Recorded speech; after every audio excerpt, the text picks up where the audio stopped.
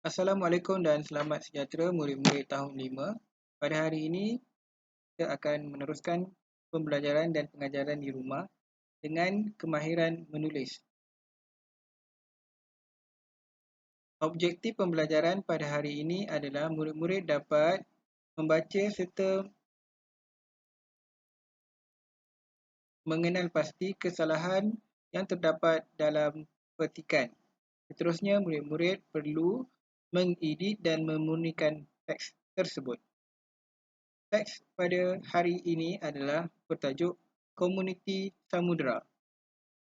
Jadi mari kita baca petikan demi petikan dan kita bincangkan apakah kesalahan yang terdapat dalam teks tersebut. Kesalahan yang murid-murid perlu cari ataupun analisis dalam petikan ini adalah kesalahan ejaan, tanda baca dan juga kesalahan imbuhan. Okay, mari kita baca perenggan demi perenggan. Afifi membaca buku cerita di perpustakaan mini rumahnya. Sahabatku, Sang Penyu, mengapakah wajah kamu tidak ceria seperti biasa? Okay. Pada ayat yang pertama ini kita dapat mengesan kesalahan tanda baca iaitu tanda seru di sini. Ayat ini merupakan ayat tanya kerana terdapat kata tanya mengapakah. Jadi sepatutnya ayat ini berakhir dengan tanda tanya iaitu seperti ini. Seterusnya, jika kamu memerlukan pertolongan, beritahulah aku. Kesalahan dalam ayat yang kedua adalah kesalahan ejaan. Dalam perkataan ini, pertolongan. Sepatutnya pertolongan. Kesalahan penggunaan vokal U di sini. Sepatutnya digantikan dengan vokal O. Pertolongan. Ayat yang ketiga, aku pasti akan menolong kamu, kata sang pari. Di sini kesalahan tanda baca. Sepatutnya selepas tanda noktah, mestilah huruf besar. Kemudian sang pari. Sang pari adalah kata nama khas. Jadi S dan P sepatutnya huruf besar. Kita boleh rujuk di sini sang penyu. Sang penyu S dan P huruf besar. Itu adalah kesalahan yang terdapat dalam perenggan yang pertama.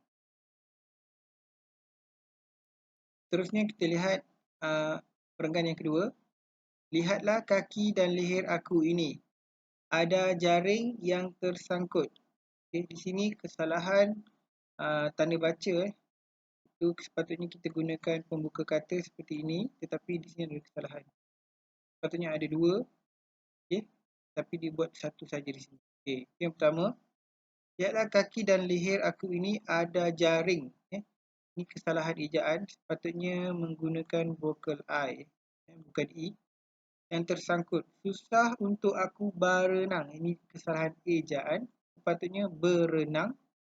Ini sepatutnya vokal E. Untuk mencari makan. Pelbagai usaha sudah aku lakukan. Namun, di sini kesalahan tanda baca. Sepatutnya selepas tanda noktah, huruf besar. Namun begitu, semuanya tidak berhasil. Sama sini salah eja, sepatutnya vokal I. Kata sang penyu. Ini sama kesalahan tanda baca. Sepatutnya dua bukan satu. Sini. Dan sini. Ini betul lah. Tanda noktah. Okey, seterusnya kita lihat perenggan yang ketiga. Baiklah, biar aku cuba bantu kamu membuang jaring yang tersangkut itu. Kasihan pula aku terlihat kamu menanggung kesakitan, kata sang pari. Di sini terdapat satu kesalahan, iaitu kesalahan imbuhan. Jadi kesalahan ini saya minta murid untuk betulkan. Ini kesalahan yang pertama, saya minta murid untuk betulkan. Terusnya, sang pari pun berusaha untuk menanggalkan jaring yang disangkut pada kaki dan leher sang penyu. Di sini ada kesalahan imbuhan yang kedua, nombor 2 di sini.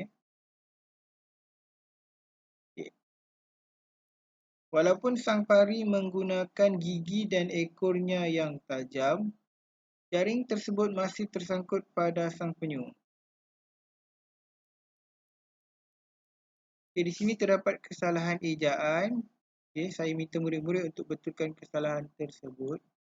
Okay, nombor 3. Okay. Seterusnya, minta maaflah sang penyu. Aku tidak mampu memotong jaring ini. Talinya berlalu kuat, kata sang pari. Ini terdapat kesalahan yang keempat. Okay.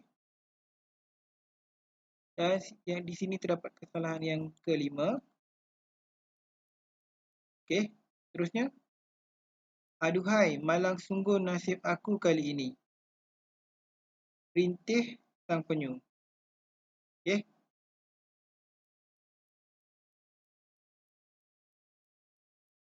Perenggan yang seterusnya. Sang pari kemudiannya menjemput sang penyu berjumpa dengan sang todak. Sang pari menyatakan bahawa sang todak mempunyai ramuan yang cukup untuk membantu sang penyu itu. Setelah berjumpa dengan sang todak, sang penyu menanyakan masalah yang dihadapinya. Okay, di sini terdapat kesalahan penggunaan perkataan. Maksudnya tidak sesuai kita gunakan perkataan menanyakan. Ada perkataan yang lebih tepat. Jadi apakah perkataan itu? Saya minta murid-murid untuk fikirkan. Untuk nombor yang ke-6. Seterusnya, tanpa membuang masa, sang todak terus memangkas jaring yang terlekat pada kaki dan leher sang penyu. Setelah berjaya, sang penyu mengucapkan tahniah kepada sang todak. Okay, perkataan tahniah ini tidak sesuai.